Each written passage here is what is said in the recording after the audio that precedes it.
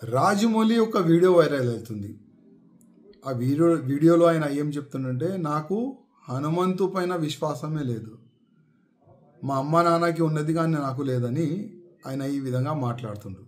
ఎందుకు రావయ్యి? విశ్వాసం నీకు లేదు కానీ అదే ధర్మం పట్ల, అదే దేవుళ్ళ పట్ల మూవీస్ తయారు చేయాలి, కోట్ల రూపాయలు సంపాదించుకోవాలి. అసలేంది నీ ప్లాన్ ఏంది? నీ ఆలోచన ఏంది?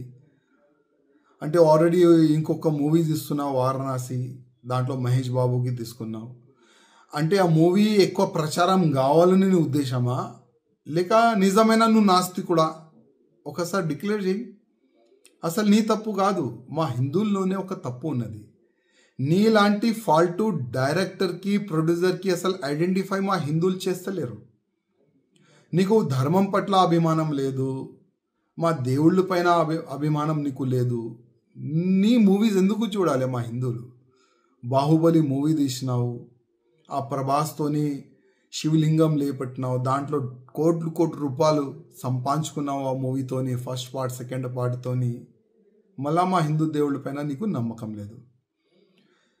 మా హిందువులకి ఒక మాట చెప్పాలంటున్నా, ఇది ఈ రాజమౌళిది ఇది ఫస్ట్ కామెంట్ కాదు. గతంలో కూడా భగవాన్ శ్రీకృష్ణ దాసులు అంటే ఉంటాయి కదా, 16,000 దాసులు కాదు లవర్ అని ఈ విధంగా ఆయన గతంలో కూడా కామెంట్ చేసిండు. మళ్ళీ నాకు రాముడి పైన విశ్వాసం లేదు, రాముడి స్టోరీ బోరింగ్ స్టోరీ అని కూడా ట్వీట్ కూడా గతంలో చేసిండు. ఇప్పుడు హనుమంతు పైన కామెంట్ చేసిండు.